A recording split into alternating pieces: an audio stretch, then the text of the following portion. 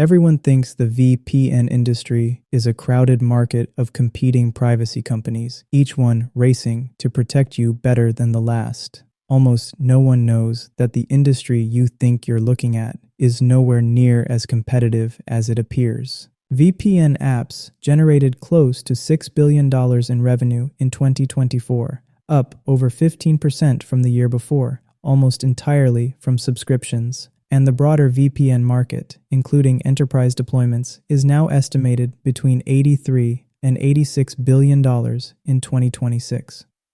Roughly 150 million people actively use VPN apps worldwide today. That's a real growing business, not a niche. But here's the catch built into that number. Nearly 4 in 10 VPN users worldwide use a free version, and free users are far less likely to ever convert to paying. The entire industry survives on converting a minority of its total user base into paying customers, while still paying the infrastructure cost of serving everyone else. So what does it actually cost to get into this business? There are really two very different paths. The cheap one, white label VPN platforms let you rebrand someone else's existing network as your own app for as little as $1,000 to $10,000 upfront, plus a few hundred to a couple $1,000s a month, depending on your user base and bandwidth. You don't own a single server. You're renting someone else's infrastructure and putting your logo on it. The real path, building an independent VPN company with your own servers, costs dramatically more. Custom app and backend development alone runs $20,000 to over $100,000. A serious global presence needs 50 to 100 servers spread across 20 to 30 countries, which pushes annual server infrastructure costs anywhere from $60,000 to $600,000. Add security audits at $5,000 to $25,000. Legal and compliance work at $2,000 to $10,000, and a first-year marketing budget that commonly runs $20,000 to over $100,000. And you're looking at a genuine six-figure commitment before you have a single paying customer. And the ongoing math is brutal. One detailed financial model for a mid-sized VPN provider projects monthly operating costs around $60,000 to $100,000. A 35-person payroll alone runs $37,500 a month, with server costs effectively scaling to consume the entirety of new revenue as you grow.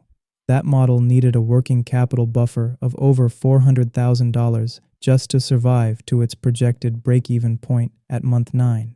Here's where this business gets genuinely strange. If you've researched VPNs, you've almost certainly seen ExpressVPN, CyberGhost, Private Internet Access, and ZenMate positioned as competing options. Different names, different marketing, different pricing pages. All four are owned by the exact same company, Cape Technologies. Cape acquired CyberGhost in 2017 for about $10.5 million, ZenMate in 2018 for roughly $5 million, Private Internet Access in 2019 for $126 million, and then ExpressVPN in 2021 for nearly $936 million, a single acquisition worth more than the other three combined. And it goes further. Cape also owns VPN Mentor, one of the internet's most visited VPN review websites, the exact kind of site people check before choosing which VPN to trust. A single company owns several of the products being reviewed, and the review site doing the reviewing. Once you look past the branding, the actual cost of running a VPN company comes down to one thing: servers spread across as many countries as possible, all running constantly to handle encrypted traffic for millions of simultaneous users.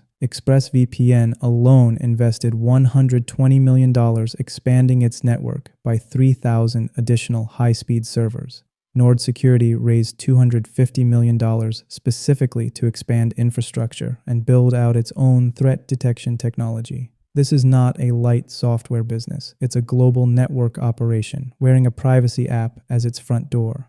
Here's the tension sitting at the center of this entire industry. A VPN's entire pitch is, we don't watch what you do online, but someone still has to run the servers, monitor for abuse, and increasingly pass independent audits proving they're not logging user activity. Those audits cost real money, need to be repeated periodically to stay credible, and represent one of the only ways a paying customer can trust a claim that's fundamentally unverifiable from the outside. A company whose entire product is "trust us, we're not looking" has to spend heavily just to prove the negative. There's one more expense most people never think about: customer acquisition. VPN companies are some of the heaviest sponsors on YouTube, podcasts, and streaming platforms. You've almost certainly heard a VPN ad read live in someone's video. That's not incidental marketing. It's the primary growth engine for an industry where dozens of nearly identical products are competing for the same subscriber. And differentiation happens almost entirely through brand awareness rather than the actual underlying technology, which tends to be similar across providers. Just like any subscription infrastructure business, servers don't get cheaper to run on a slow month. Bandwidth costs scale with usage. Security audits happen on a schedule regardless of subscriber growth, and a security breach or major leak, even a small one, can undo years of brand trust overnight in a business where trust is the entire product. So if you do decide to build a VPN company, understand what you're actually signing up for. You are not selling privacy. You are selling the appearance of a competitive market to customers who have no real way to verify any individual provider's claims, running a genuine global server infrastructure business underneath it, and spending enormous sums on marketing to stand out in a field where, more often than the industry would like you to notice, you might just be competing against yourself. And that's the economics they never put on the label.